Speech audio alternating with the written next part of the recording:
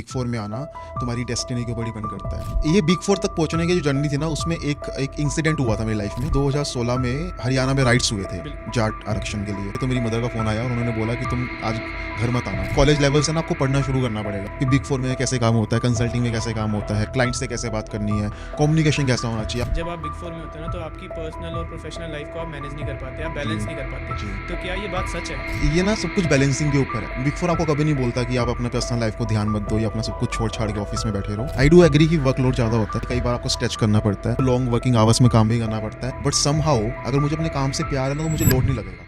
हाय कशिश जी, कैसे हैं आप? मैं अच्छा हूँ, आप बताइए। एकदम बढ़िया। मैं चाहूँगा कि एक बार आप ऑडियंस को अपने बारे में बताइए। Sure, thank you very much, आपने मुझे इनवाइट किया और अपॉर्चुनिटी दी। सो मैं कशिश हूँ और अभी मैं जो है EY इंडिया गुड़गांव में वर्किंग हूँ एज अ सीनियर कंसल्टेंट। और मेरा जो ग्रेजुएशन है वो दिल्ली यूनिवर्सिटी से हुआ है, मास्टर्स नासिम मुंजी मुंबई से, MBA। सो दिस इज़, ये सब मेरे बारे में है। जहाँ तक मैं जानता हूँ ईवाई बिग फोर का एक पार्ट है, तो मुझे लगता है कि आज का टॉपिक हमारे लिए सबसे बेस्ट रहेगा कि हम आज बिग फोर के बारे में जितनी ज़्यादा बातें हो सके उतनी ज़्यादा बातें करें। बिल्कुल सर, EY बिग फोर का पार्ट है और उसमें एक एडिशन ये भी है कि मैंने PwC के साथ भी काम किया है, ओके। जो एक और बिग फोर का पार्ट है। सो बेसिकली मैंने आउट ऑफ 4 बिग फोर में से 2 बिग फोर के साथ काम कर चुका हूँ और एक के साथ कर रहा हूँ। ठीक है, एक बार ऑडियंस को ये बताइए कि ये बिग फोर में जो 4 कंपनीज़ हैं वो कौन कौन सी हैं और इनका कैसे वर्किंग रहता है थोड़ा। सो 4 कंपनीज के नाम है EY, PwC, KPMG, Deloitte. So जो इनकी वर्किंग रहती है वो mainly audit, consulting, merger acquisition, tax etcetera, इन सब बेसिस पे रहती है।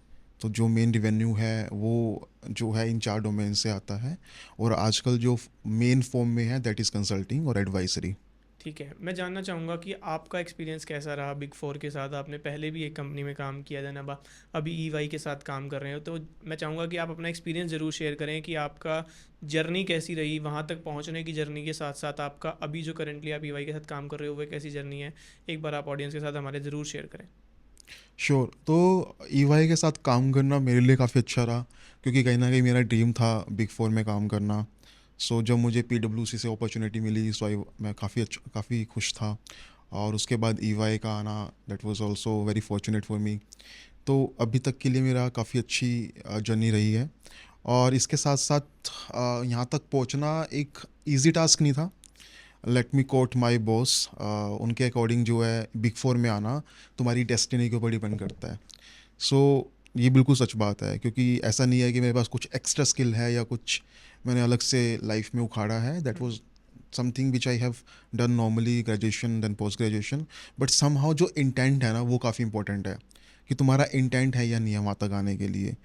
तो मुझे याद आया कि जब मैं बिग फोर से पहले बुटीक कंसल्टिंग कंपनीज़ में था और Tier 2 कंसल्टिंग कंपनीज़ में था, तो वहाँ पर कहीं ना कहीं जो हमारा ग्रुप था उसमें कहीं ना कहीं हम लोगों के बीच में ये था कि बिग फोर में या फिर MBB, जो एक 3 अलग तरह की कंसल्टिंग कंपनीज है। जैसे हम बिग फोर बोलते हैं, ऐसे MBB है, मैकेंजी, बेन एंड BCG। तो वहाँ तक कौन सबसे पहले पहुँचेगा। तो हमारे ग्रुप में से कुछ लोग मैकेंजी गए, कुछ लोग बेन गए, तो समहाउ मैं बिग फोर की तरफ आया। तो जो मेरा एक्सपीरियंस है बिग फोर में, आई थिंक वो उनसे काफ़ी अलग है मेरे अकॉर्डिंग, हम्म। क्योंकि मैंने यहाँ पे काफ़ी ऐसी चीज़ें देखी है। क्योंकि बिग फोर में ऑडिट भी होती है, तो ऑडिट जो काफ़ी सीरियस थिंग है इन बिल्कुल। Indian industry. तो उसके लिए जो क्लाइंट्स हैं उनकी जो रेपुटेशन है और जो उनकी रिस्पेक्ट है बिग फोर की तरफ, वो एक अलग है। हम्म। सो अब मैं आपको इस तरह से समझिए कि जब मैं किसी क्लाइंट के पास जाता हूँ with the name of EY, तो जो एक रेपुटेशन या जो एक प्राइड महसूस होता है वो अलग है।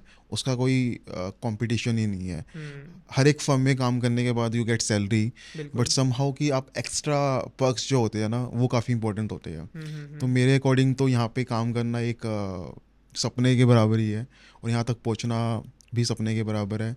तो मेरी जो जर्नी स्टार्ट हुई थी वो दिल्ली यूनिवर्सिटी से हुई थी। ठीक है। तो मेरा जो 12th था वो काफ़ी नॉर्मल स्कूल से था, non medical, PCM, physics chemistry maths से था। उसके बाद मैंने दिल्ली यूनिवर्सिटी में mathematics honours and computer science में अपना बैचलर्स किया।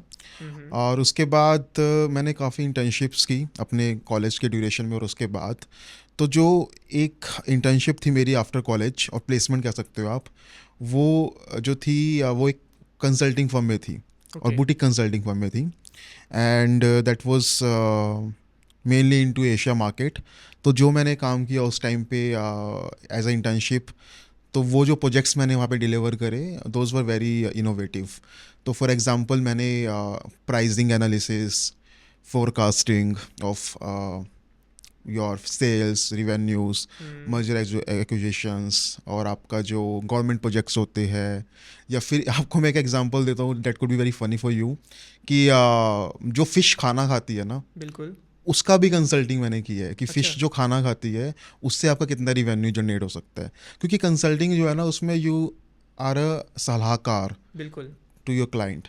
तो वो आपके पास कोई भी बिजनेस प्रॉब्लम लेके आ सकता है. ये तो है। लेकिन यहाँ से एक क्वेश्चन आता है कि एक कंसल्टेंट जो है वो अच्छा कंसल्टेंट कैसे बन सकता है. हम्म, सो कंसल्टेंट वही अच्छा कंसल्टेंट है मेरी नज़रों में जो प्रॉब्लम सॉल्वर है.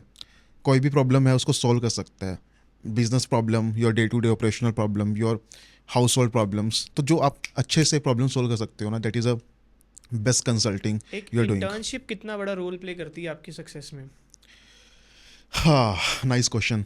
सो इंटर्नशिप काफ़ी सही रोल प्ले करती है. और जब मैंने इंटर्नशिप करी थी, तो जब मेरी इंटर्नशिप ख़त्म हुई थी ना, तो मैं वहाँ से दो की टेक अवेज लेके गया था. ठीक है। कि अगर मुझे एक्सेल और पावर पॉइंट आ गया अच्छे से, मतलब if I get master in दोनों टूल्स में, तो मैं कहीं भी उड़ सकता हूँ. Sky is only limit for me.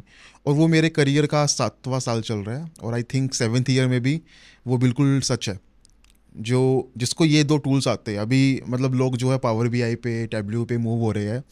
और भी काफ़ी एडवांस टूल्स आ रहे हैं, बट कहीं ना कहीं जो इन टूल्स की गरिमा है ना, या जो इनकी रेपुटेशन है, वो अभी तक कम नहीं हुई मेरे करियर में.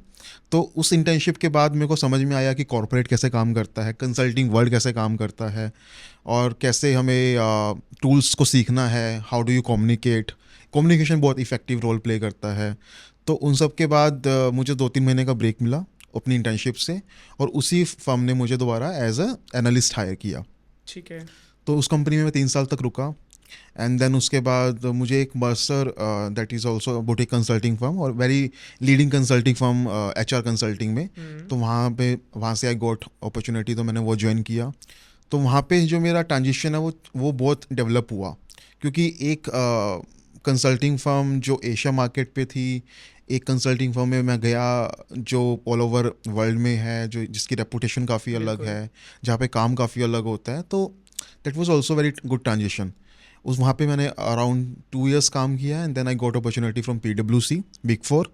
और कहीं ना कहीं तब मुझे लगा कि मेरा ड्रीम सच हो गया. तो ये बिग फोर तक पहुंचने की जो जर्नी थी ना, उसमें एक एक इंसिडेंट हुआ था मेरी लाइफ में जिसने काफ़ी हेल्प किया मुझे. तो इफ़ यू रिमेंबर कि ना 2016 में हरियाणा में राइट्स हुए थे बिल्कुल।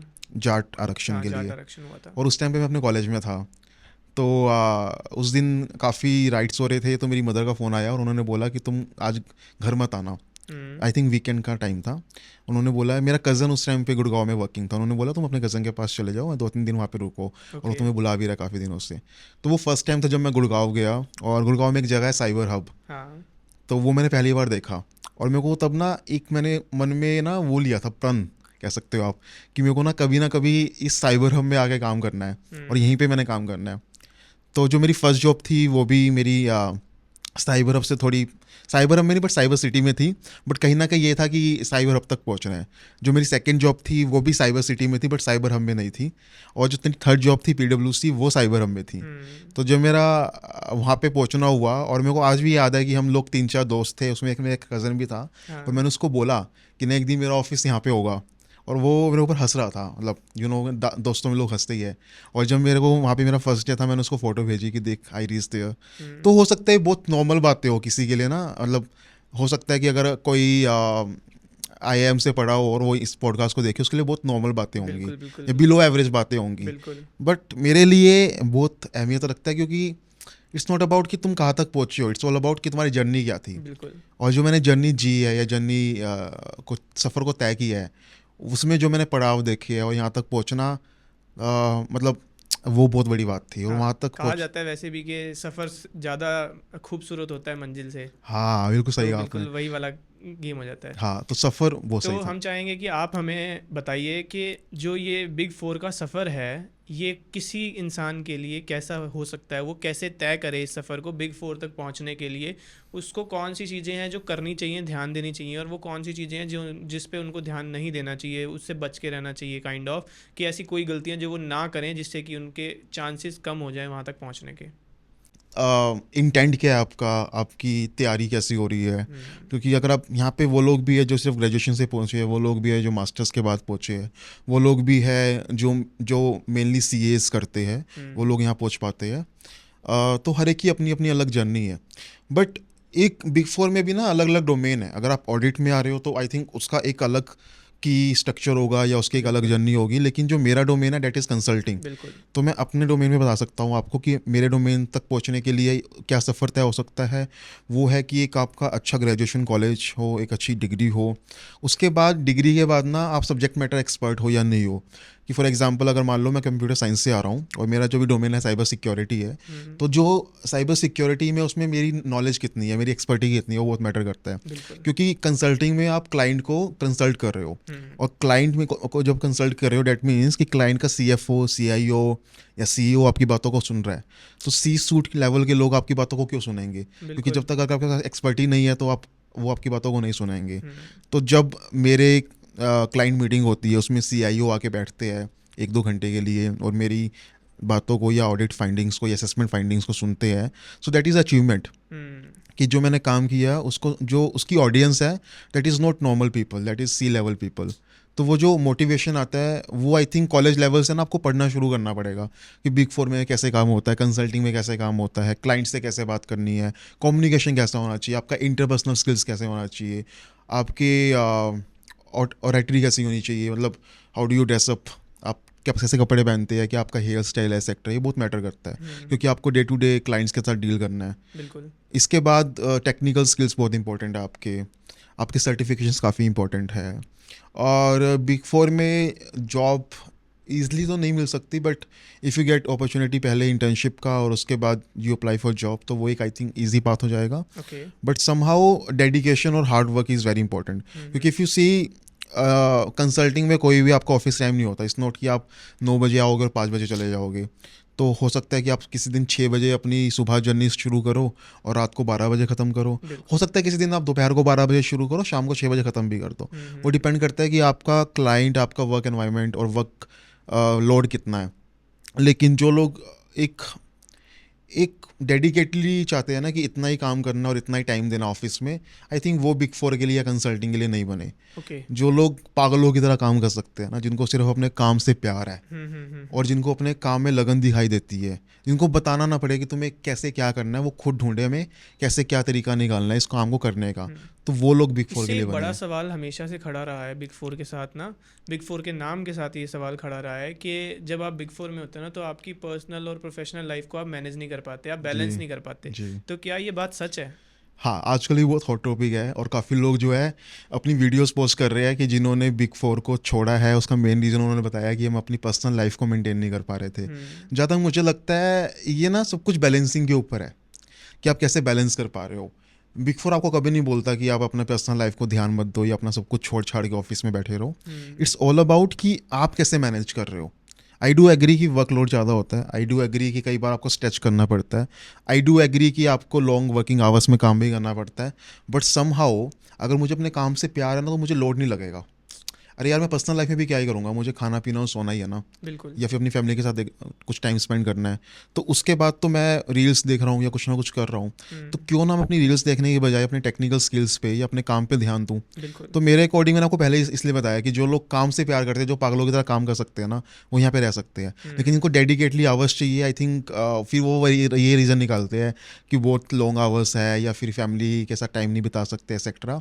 बट हाँ, अगर आपको अपने काम के साथ प्यार है और अगर आपको लगता है कि मेरे काम से मैं कुछ इम्पैक्ट लेके आ रहा हूँ अपने क्लाइंट की ऑर्गेनाइजेशन में, तो आई थिंक फिर आपको लॉन्ग वर्किंग आवर्स ना चुभेंगे नहीं, बल्कि आपको खुशी देंगे। बिल्कुल। मेरे साथ रिसेंटली हुआ है कि मैंने अपनी कंपनी में आई थिंक 13 घंटे काम किया है रिसेंटली, बट उसके बाद भी आई वॉज वेरी एनर्जेटिक। मतलब अगर मैं 4-5 घंटे और भी काम कर सकता था तो कर सकता था।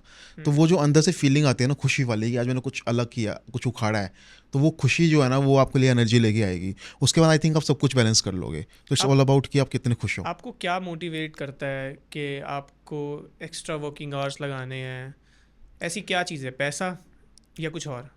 यार पैसा तो आप किसी भी चीज़ से कमा सकते हो। पैसा I think main motivation factor नहीं है मेरे लिए। हम्म। जहाँ तक मेरे को लगता है जो मेरा प्रिंसिपल है वो ये है कि अगर आपके पास सक्सेस है, आपके पास नॉलेज है, तो पैसा आ जाएगा आपके पास। पैसा नहीं, बट सेकंड इज़ कि मुझे क्या मोटिवेट करता है, मुझे ये मोटिवेट करता है कि मैं अपना एक नाम बनाऊँ बिग हम्म। फोर में या कंसल्टिंग वर्ल्ड में या साइबर सिक्योरिटी में। तो उस नाम को बनाने के लिए it's not a easy job ना, कि मतलब जो सब लोग कर रहे हैं अगर मैं वही करूँगा तो मेरा नाम नहीं बन पाएगा ना। बिल्कुल। तो मुझे कुछ हटके करना पड़ेगा। उस हटके करने के लिए I put more hours, more time. तो वो हम्म। जो टाइम देना ही पड़ेगा। तो मुझे आई थिंक जो वो स्पार्क है ना मेरे अंदर, आई थिंक ये काफ़ी चीज़ों से आई है मेरे अंदर स्पार्क। बट जो वो गुड स्पार्क है कि मुझे लगता है कि मुझे अपने आप को अलग दिखाना है और कुछ अलग करके कुछ अलग बन के दिखाना है। तो हम्म। वो जो स्पार्क है वो मुझे डे टू डे मोटिवेट करती है कि लॉन्ग वर्किंग आवर्स मेरे लिए कोई बड़ी बात नहीं है। Let's back to consulting. Consulting में अगर अपना कोई करियर बनाना चाह रहा है, मैं बात नहीं कर रहा यहाँ पे बिग फोर की, मैं बात कर रहा हूँ एक नॉर्मल छोटे लेवल से then to the journey to big four. तो उसको क्या करना चाहिए, किन चीज़ों पे अपना उसको फोकस रहना चाहिए? जैसे आपने बताया कम्युनिकेशन स्किल्स एंड ऑल, तो वो एक थोड़ा सा एक्सप्लेन कीजिए। या देखो काफ़ी इसमें फैक्टर्स है। मैंने जो आपको पहले बताया कि एसएमई होना चाहिए, सब्जेक्ट मैटर एक्सपर्ट होना चाहिए जो भी उसकी डोमेन है, कंप्यूटर साइंस, मैकेनिकल, या फॉर एग्जांपल आप डॉक्टर भी है तो आप एक अच्छे कंसल्टिंग वर्ल्ड में आ सकते हो। या अगर आप लॉयर हो, if you are ex retired policeman और आर्मी मैन, आप तब भी आ सकते हो। तो कंसल्टिंग में सबका स्वागत है। लेकिन उसके लिए आपको सब्जेक्ट मैटर एक्सपर्ट होना पड़ेगा। Second, communication skills. Number 3, time management. क्योंकि यहाँ पे ना इट्स नॉट लाइक कि आप एक काम को एक टाइम पे कर रहे हो। आपके पास 10 चीज़ें हैं करने के लिए। You have to be multitasking और आपको टाइम मैनेज करना पड़ेगा। हो सकता है मेरी एक मीटिंग 12 बजे ख़त्म हुई है और सेकंड मीटिंग मेरी 12:30 है, और मुझे उस पूरे आधे घंटे के अंदर एक रिपोर्ट को गो थ्रू करना है, उस रिपोर्ट को एडिट करना है, ताकि मैं उस रिपोर्ट को जो है एक सीआईओ के सामने प्रेजेंट कर सकूँ। ओके। और उसको जो रिपोर्ट में लिखा है पहले मुझे उसको अंडरस्टैंड करना पड़ेगा, तभी मैं उसको एक्सप्लेन कर पाऊंगा ना। बिल्कुल। तो मेरे पास सिर्फ आधा घंटा है। अब हो सकता है कि ये एक प्रेशर, अंडर प्रेशर जॉब है। तो आप इस प्रेशर को कैसे पॉजिटिवली मैनेज करते हो और कैसे उस टाइम को, आधे घंटे को यूटिलाइज करके आप एक अच्छा आउटकम लेके आ सकते हो, वो आपको आपके पास आना चाहिए। तो ये कैसे हो सकता है? फॉर एग्जांपल अगर आप कॉलेजेस में हो और आपको कोई टास्क मिला है, ठीक है। किसी प्रोजेक्ट को मिला है, तो आप उसको एज अ टास्क, उसको बर्डन मत लो, उसको एंजॉय करो। ये समझो कि ये जो टास्क है इससे एक आउटकम निकल के आएगा। तो उस तरीके से अगर हम कॉलेज से ज़्यादा डाल लेंगे ना पीपीटीज पे, एक्सेल्स पे और टास्क पे काम करने के लिए पॉजिटिवली, तो I think that will help you. और नंबर 2 इज़ कि आपको मोटिवेटेड रहना है हमेशा। अगर आप कॉलेज लाइफ में हो या अगर आप स्ट्रगलिंग पीरियड में हो या अगर आप किसी छोटी कंसल्टिंग फर्म में हो, बिल्कुल। तो आपको हमेशा मोटिवेटेड रहना है। आपको अपने आप को अपडेटेड रखना है। न्यूज़पेपर, आपको डेली न्यूज़पेपर पढ़ना चाहिए आई गेस। तो उससे you can get more knowledge, you can get industry में क्या चल रहा है। बिल्कुल। फॉर एग्जांपल अगर अभी एआई आ रहा है, तो एआई में कौन कौन सी चीज़ें चेंज हो रही है, मुझे कैसे अपडेटेड रहना है। तो ये जो कॉमन नॉलेज है ना, तो वो हमें हमेशा एक्वायर करनी है। इट्स नॉट कि आपको एक मशीन जाके ऑपरेट करनी है, इट्स लाइक कि आपको चीज़ें निकालनी है, आउटकम निकालना है, कुछ फाइंडिंग्स निकालनी है। उसके लिए आपको भी शार्प माइंड यूज़ करना पड़ेगा। बिल्कुल। तो उसके लिए you have to be continuously reading, आपको हमेशा अपडेटेड रहना है। तो इस तरीके से you can get into consulting world और बिग फॉर वर्ल्ड। ठीक है। तो हम बात करी कि आप कैसे आ सकते हो, अब हम बात करना चाहेंगे कि आप क्लाइंट्स कैसे ला सकते हो अपने लिए। Very interesting question. सो जो क्लाइंट लाने वाली बात है ना, ये एक पर्टिकुलर लेवल के बाद आता है। फॉर एग्जांपल अगर आप बिग फोर में as a analyst, senior analyst join करते हो, तो आई थिंक वहाँ पे क्लाइंट लाना is not your primary responsibility. उस टाइम पे आपको डिलीवर करना है। तो there are 2 phase, one is client management, other is delivery phase. तो जब आप पहले क्लाइंट तो आ गया, वो आपके पार्टनर, आपके डायरेक्टर या आपके मैनेजर लेकर आ गए, उसके बाद आपको डिलीवर करना है। जो भी प्रॉब्लम स्टेटमेंट है उसको आपको सॉल्व करके डिलीवर करना है। अब क्लाइंट कब लेके आना है वो एक लेवल के बाद आपका शुरू होता है। For example if you are on manager level और सीनियर मैनेजर लेवल और डायरेक्टर लेवल और पार्टनर लेवल, तो हम्म। आपको क्लाइंट मतलब नए प्रोजेक्ट्स लेके आने होते हैं या नए क्लाइंट्स को इंट्रोड्यूस करवाना होता है विद द फर्म। तो बिल्कुल। वो प्रेशर उस टाइम पे आता है। बट ऑब्वियसली आपने बिल्कुल सही बोला कि अगर हम जूनियर लेवल पे इसको सीखना शुरू कर देंगे ना, तो आगे जाके हमें वो प्रेशराइज लगेगा नहीं। बिल्कुल। क्योंकि एज अ मैनेजर अगर मैं प्रमोट होता हूँ तो उस टाइम पे मेरे को एक्स्ट्रा बर्डन फील नहीं होगा हाँ। कि मुझे क्लाइंट को कैसे लेके आना है, क्योंकि मुझे आता है ऑलरेडी। तो उसके लिए आपको सीखना पड़ेगा वही। आपको मतलब मैंने आपको वही बताया कि it's not like 9 to 5 job कि आपने एक काम किया घर वापस आ गए। आपको कॉन्टिन्यूसली सीखना पड़ेगा मेरे आसपास क्या हो रहा है। आपको अटेंटिव रहना पड़ेगा। वो तभी आ पाएगा जब आप अटेंटिव हो, आपको ऑलरेडी आ जाएगा क्लाइंट को कैसे लेके आना है। तो उस टाइम पे आपको प्रेशर नहीं लगेगा, क्योंकि उस टाइम पे आपको डिलीवरी भी देनी है प्रोजेक्ट्स की और आपको नए क्लाइंट्स भी इंट्रोड्यूस करवाने हैं। तो उस टाइम पे वो बहुत ईजी हो जाएगा आपके लिए। तो आपको शुरू से ही शुरू करना पड़ेगा वो। लेकिन अगेन क्लाइंट को लाना may be not big deal in big four, क्योंकि आप एक ब्रांड नेम के साथ जा रहे हो। बिल्कुल। ठीक है।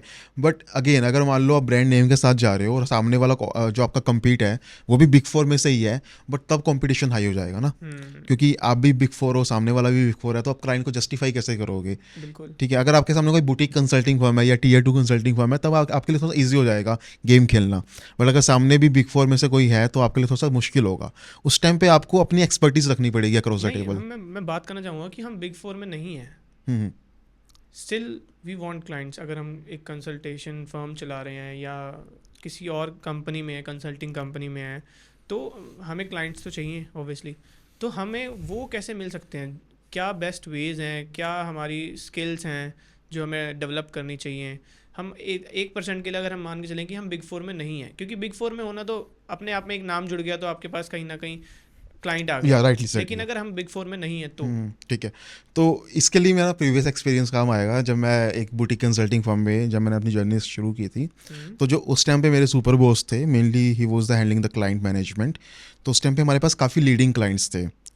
You name it and we were having the clients, मतलब in government sector, in IT sector etcetera. तो उनका क्लाइंट लाने का पर्पस के पीछे या क्लाइंट लाने के मैकेनिज्म के पीछे एक रोल था, दैट वाज नेटवर्क। कि आपकी नेटवर्किंग कितनी अच्छी है।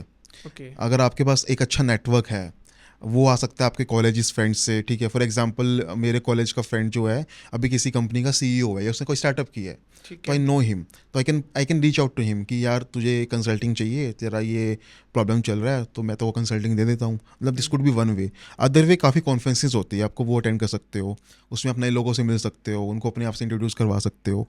तो that is the second way. Number 3 is कि कई बार ना कंपनीज जो है वो आपको खुद अप्रोच करती है, Tier 2 कंसल्टिंग फर्म्स को भी, लेकिन वो बहुत रेयर चांस है। तो इस तरीके से क्लाइंट्स आते हैं। नंबर 4 इज़ कि अगर आप किसी जो गवर्नमेंट क्लाइंट्स है वो मेनली टेंडर निकालते हैं या अपना कुछ बिडिंग निकालते हैं ऑनलाइन, तो आप उसको ज्वाइन कर सकते हो। तो ये डिफरेंट वेज है। बट हाँ, Tier 2 कंसल्टिंग फर्म या बुटीक कंसल्टिंग फर्म में क्लाइंट्स को लाना is bit difficult, as you rightly said. But अगर आपके पास बिग फोर का ब्रांड नेम है तो maybe that is bit easy for you, but not that easy, but या bit easy for you.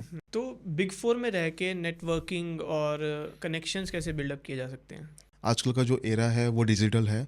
So LinkedIn is one method कि आप LinkedIn में कितने एक्टिव हो, कितने आपके कनेक्शंस है, आप कितने पॉजिटिवली लोगों को अप्रोच कर पा रहे हो। तो दैट इज़ वन वे कि आपका नेटवर्क बन रहा है।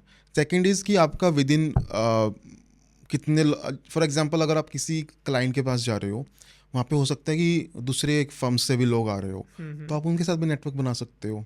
Y so bad. Number 3 is काफ़ी कॉन्फ्रेंसेज होती है, काफ़ी इवेंट्स होते हैं, आप वो अटेंड कर सकते हो। अगर आप कॉलेज में हो या भी आप स्कूल में हो या भी आप किसी छोटी किसी बुटीक कंसल्टिंग फर्म में हो, तो आप उस टाइम पे भी काफ़ी इवेंट्स अटेंड कर सकते हो। और नेटवर्क इज़ नॉट कि आपको सिर्फ एक सेट ऑफ कैटेगरी चाहिए। Network could be your friends.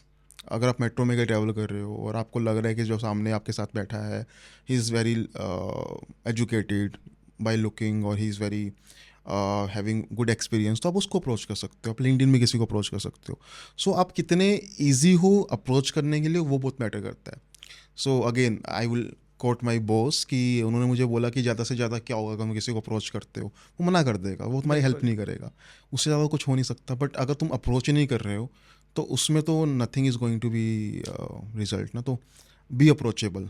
और अगेन अगर आप एक लेवल में पहुंच गए हो और उसके बाद कोई आपको अप्रोच करता है, तो देन ऑल्सो योर रिस्पॉन्सिबिलिटी कि आप उसकी भी हेल्प करो। सो फॉर एग्जांपल अभी लिंक्डइन पे मेरे पास काफ़ी रिक्वेस्ट आती है या काफ़ी मैसेजेस आते हैं कि we are looking for job, कि आप हमारी हेल्प कर सकते हो, या अभी हम कॉलेज में आप हमें गाइड कर सकते हो। तो मैं वीकेंड पे आई यूजुअली गेट 2-3 घंटे का टाइम। तो मेरे को लगता है कि अगर मैं उसको किसी फालतू की चीज़ में ना इन्वेस्ट करके किसी हेल्प कर दूँ तो वो अच्छी बात है। बिल्कुल। तो it's all about giving back to society. तो हम्म। आप कितने अच्छे हो जो आपने सीखा उसको वापस देने के लिए। तो इस तरीके से मुझे नहीं लगता कि आप किसी को अगर पॉजिटिवली कनेक्शन बना रहे हो तो वो आपको मना करेगा, या आपको पता है कि किसी से कैसे रिस्पेक्टफुली बात करनी है तो वो आपकी हेल्प नहीं करेगा। बट अगर आप थोड़ा सा अलग वे में जा रहे हो, या अगर आप सिर्फ कॉमन मैसेज दे रहे हो, फॉर एग्जाम्पल मैंने आपको बोला कि hey I am looking for a podcast, आप मुझे बुला लो, और मैं 10 लोगों को भेज रहा हूँ वही सेम मैसेज, तो मेरे को लगता है कि वो सबको लगेगा कॉपी पेस्टेड है। लेकिन अगर मान लो मेरे को पता है कि मैं आकाश से बात कर रहा हूँ, उससे मुझे ये फेवर चाहिए, और मैं उसके लिए अपने दिल की भावनाओं को रख रहा हूँ उस मैसेज में, हो सकता बिल्कुल। है कि आपको ज़्यादा इफेक्ट करे। हाँ। तो copy paste is not a good form. आपको थोड़ा सा देखना पड़ेगा कि उस बंदे की जर्नी क्या है, या उसने क्या किया है। आप थोड़ा उसका अपने आप को इंट्रोड्यूस करवाओ कि आपकी जर्नी क्या है, और उसके बारे में कुछ उसको बताओ ताकि उसको लगे कि ये मैसेज मेरे लिए है, और वो बिल्कुल। आपकी हेल्प भी करेगा। तो ये मेन मेथड है जो हम लोग आजकल नहीं कर रहे हैं in the air of AI की। हमने सिर्फ कॉपी पेस्ट करके काम चला रहे हैं, बट हमें वो देखना चाहिए इंटरपर्सनल, अगर मैं कनेक्शन बनाना है तो उसके लिए वो एक पर्सनल मैसेज 2-3 लाइनों का लिखना इज़ नॉट बिग डील ना। एआई ने काफ़ी ज़्यादा इफ़ेक्ट किया है बहुत सारी इंडस्ट्रीज़ को, तो क्या बिग फोर में रह के आपको ऐसा फील आया कि कहीं ना कहीं एआई चीज़ें आपके लिए मुश्किल कर रहा है या आसान कर रहा है, दोनों तरीके से? या देखो, एक मेरा इवेंट हुआ था जहाँ पे एक बहुत रिनॉट पर्सन है जो आए थे AI से रिलेटेड। उन्होंने एक लाइन बोली थी कि AI जॉब रिप्लेसेबल नहीं है, बट AI उनकी जॉब रिप्लेस करेगा जो AI को सीख नहीं पा रहे हैं। हम्म। सो अगर आपको AI आता है और आप AI को सही टाइम पे सीख पा रहे हो, तो आई डोंट थिंक सो कि आपको कुछ डरने वाली ज़रूरत है, बल्कि it is going to be save your time. तो ये एक टूल है, फॉर एग्जांपल जो पहले के टूल्स थे ये एक नया टूल है। आप बिल्कुल। इसको कितने एडवांसली यूज़ कर पा रहे हो, कितने एफिशिएंटली और कितने जल्दी यूज़ कर पा रहे हो। अगर आप सही से यूज़ कर पा रहे हो तो डेफिनेटली आपको एक प्रमोशन के लेवल पे लेके जाएगा, इंस्टेंट की आपकी जॉब को ले लेगा। बट अगर आप इससे दूरी बना के रख रहे हो, आपको लग रहा है कि नहीं यार AI अभी उतना नहीं है, या मैं AI के फेवर में नहीं हूँ, तो definitely it will not help you. तो आप जितनी जल्दी AI को अडेप्ट करोगे उतना अच्छी बात है। बट इसमें बिग फोर का क्या रोल है कि AI के आते ही बिग फोर ने नए नए कोर्सेज निकालने शुरू कर दिए। उन्होंने अपने एम्प्लॉयज़ को सिखाना शुरू कर दिया, या इवेंट्स करवाने शुरू ये कर मेरा एक दिए। सवाल था आपसे असल में, कि क्या बिग फोर में रह के बिग फोर हेल्प करता है, बिग फोर हेल्प करता है आपको ग्रो करने में? आपको कहीं ना कहीं आपके लिए कुछ ऐसे सेमिनार्स अरेंज करता है कि जिससे कि आपकी ग्रोथ बढ़े? डेफिनेटली अगर आप बिग फोर में हो तो उसमें डेडिकेटली आवर्स होते हैं जो आपको पूरे एक साल में, या पूरे आई थिंक क्वार्टरली आपको देने होते हैं टूवर्ड्स लर्निंग। तो वो आपके ऊपर डिपेंड करता है कि आप क्या लर्न कर रहे हो। आप कुछ सर्टिफिकेशंस कर सकते हो, या कुछ ऑनलाइन ट्रेनिंग कर सकते हो। तो उसमें जो है बिग फोर आपको प्लेटफॉर्म्स देता है, आपको स्पॉन्सरशिप करता है, या आपको कई बार जो है सर्टिफिकेशंस खुद से करवा के देता है।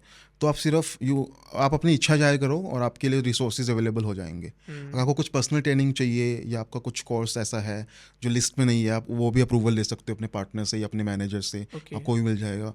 तो अगर आपके अंदर वो भूख है ना सीखने की, तो big four is your right place. तो वहाँ पे आप कुछ भी सीख सकते हो, और आपको सिर्फ अपना कीननेस दिखाना है, और they will help you out.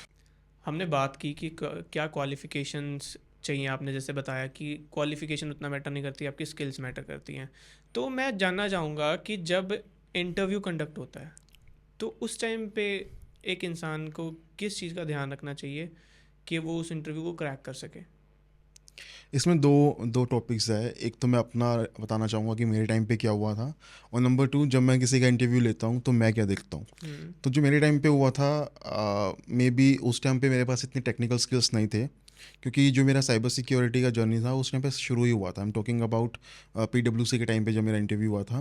But I still remember कि जिस जेंटलमैन ने मेरा इंटरव्यू लिया था, he was on a director level, और now he is promoted to partner level. तब उन्होंने सिर्फ एक ही चीज़ देखी थी मेरे अंदर, कि मेरे अंदर वो भूख है या नहीं है कुछ सीखने की या कुछ करने की। डजेंट मैटर कि आपके पास स्किल्स है या नहीं है, स्किल्स होने के बाद भी आपके अंदर वो भूख ही नहीं है कुछ करने की या कुछ सीखने की, तो आप नहीं सर्वाइव कर सकते बिग फोर में ना। अगर आपके अंदर भूख है तो वो आपको सिखा देगा सब कुछ। बिग फोर उनके पास इतनी कैपेबिलिटी है, लर्निंग प्लेटफॉर्म्स है, और वहाँ पे इस तरह कैसे काम होते हैं कि आप सीख जाओगे। बट हम्म। अगर आपके अंदर भूख ही नहीं है कुछ सीखने की तो कैसे ही हो पाएगा।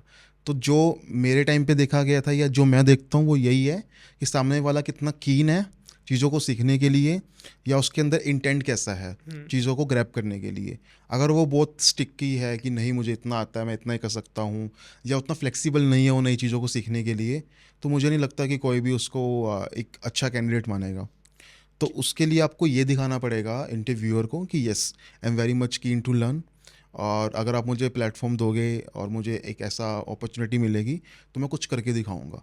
तो वो सबसे इंपॉर्टेंट है। आई थिंक मेरे सिलेक्शन में भी इसका बहुत मेन रोल रहा था कि जिन्होंने मेरा इंटरव्यू लिया था उन्होंने सिर्फ ये देखा था, और उन्होंने स्पेसिफिकली मुझे बोला भी था कि तुम्हें सिखा तुम देंगे, यहाँ पे बहुत चीज़ है जिसे तुम सीख जाओगे, बट हम तुम्हें क्यों हायर कर रहे हैं, क्योंकि तुम्हारे अंदर जो वो बुक है ना वो बहुत इंटरेस्टिंग लगी हमें सीखने की या नई चीज़ों को डेवलप करने की। तो आई गेस ये मेरा एक की मंत्र रहा है मेरी लाइफ का कि वो बुक अभी तक भी मतलब मुझे आगे लेके जा रही है और आगे भी लेके जाएगी। तो आई थिंक आपको अपनी स्किल्स पे तो ध्यान देना ही है, बट आपको बहुत फ्लेक्सिबल भी होना है चीज़ों के लिए। आपको मतलब अपनी आँखें और कान बंद नहीं करने, आपको देखना एनवायरनमेंट में क्या हो रहा है, क्या नई चीज़ें आ रही है, आप कैसे सीख सकते हो, आप कैसे आगे बढ़ सकते हो।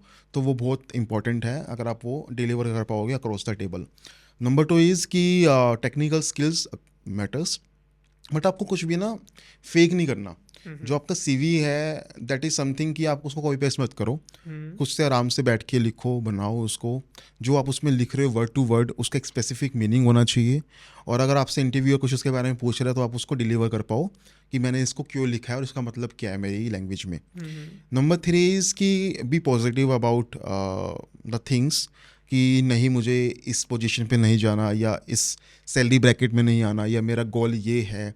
तो अगर आप रिजिड हो जाओगे किसी भी चीज़ के लिए तो आई डोंट थिंक सो कि it's a good form for the interviewer. उसको लगेगा अभी से इसके सर्टेन पैरामीटर्स है तो उससे बाहर नहीं आ पा रहा, कल को अगर इसको कुछ हम ऐसा देते हैं तो वो कैसे ग्रैब कर पाएगा, क्योंकि again it's very dynamic world ना, it's very diverse world consulting और बिग फोर का।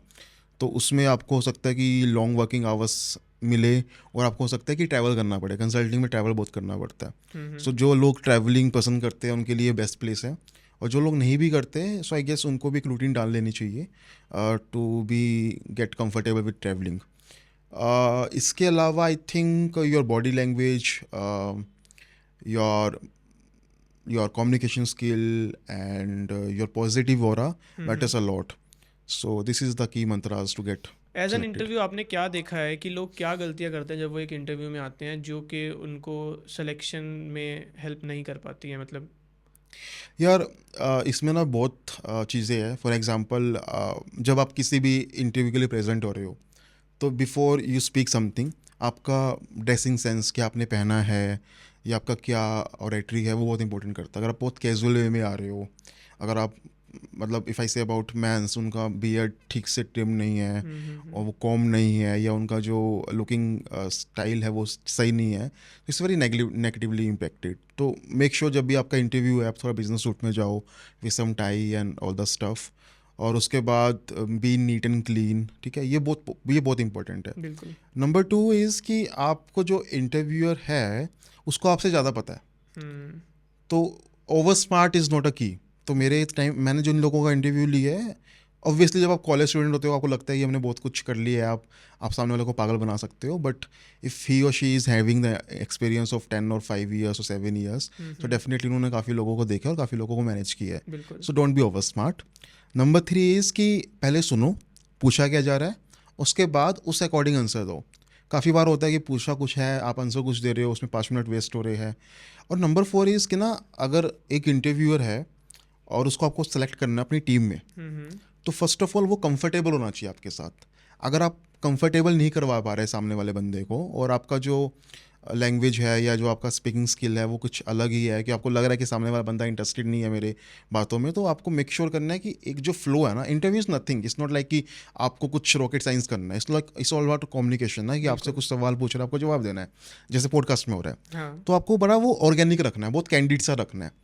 ऐसा नहीं है कि आपको कुछ एक्स्ट्रा जार्गन्स यूज़ करने हैं या सेक्टर है, बहुत कैंडिड रखो और बी योर सेल्फ। जितना आपको पता है, और जब आपको नहीं पता जस्ट यू से सॉरी, मुझे इसके बारे में नहीं पता बट मैं इसके बारे में सीख लूँगा।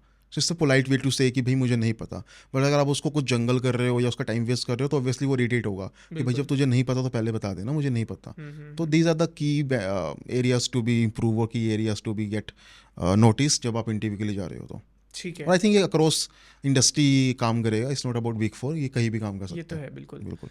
तो थैंक यू सो मच, आपने बहुत कुछ बताया, लेकिन मैं चाहूँगा कि आप जाते जाते हमारे ऑडियंस को ये ज़रूर बता के जाओ कि जो हमारा ऑडियंस है जो कि एक एज ग्रुप में है कॉलेज वाली लाइफ में, और उनके कहीं ना कहीं उनके गोल हैं कि वो बिग फोर तक पहुँचें, तो उनको क्या करना चाहिए अभी से कि वो जर्नी को तय कर पाएँ अच्छे से।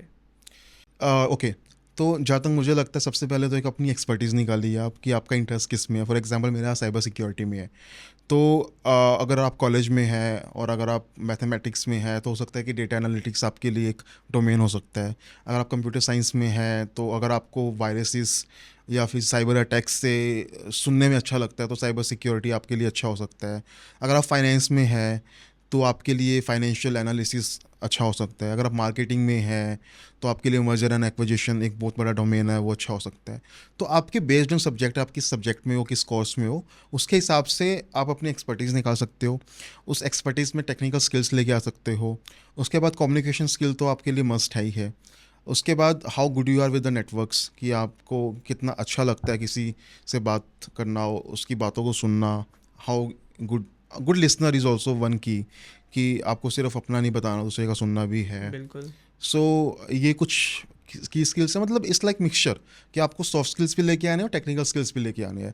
टेक्निकल स्किल्स डेवलप हो सकते हैं time to time, but soft skills ऐसा है जिस पे आपको शुरू से ही काम करना पड़ेगा। कि जो आपका ओरा है वो एक अच्छा पॉजिटिव होना चाहिए, जो आपकी वाइब्स है वो पॉजिटिव होनी चाहिए, और आप अंडर प्रेशर काम कर सकते हो या नहीं कर सकते, और या सिर्फ आप काम को एज अ प्रेशर ले रहे हो या नहीं ले रहे, या आपका गोल कितना अचीव करना है। कुछ लोग होते हैं कि नहीं मुझे ना इतनी सैलरी तक पहुंचना है, उसके बाद आई एम सेटिस्फाइड। ठीक है, तो आपको गोल अपने बनाने पड़ेंगे अभी से ना, कॉलेज लाइफ से, कि मेरा गोल क्या है। अगर आप कंसल्टिंग में आ रहे हो तो आपको समझ में आना चाहिए दूसरे की प्रॉब्लम। ठीक है, अगर आप कंसल्टिंग में, अगर आपको क्लाइंट प्रॉब्लम समझ में नहीं आ रही तो आप सॉल्व कैसे करोगे। बिल्कुल। ठीक है, तो आप समझो कि कोई भी आपको मैथमेटिकल प्रॉब्लम मिल रही है अपने कॉलेज में, आप उसको कितनी अच्छे से प्रॉब्लम सॉल्व करने से पहले आप प्रॉब्लम समझ पा रहे हो, मतलब क्वेश्चन समझ पा रहे हो। बिल्कुल।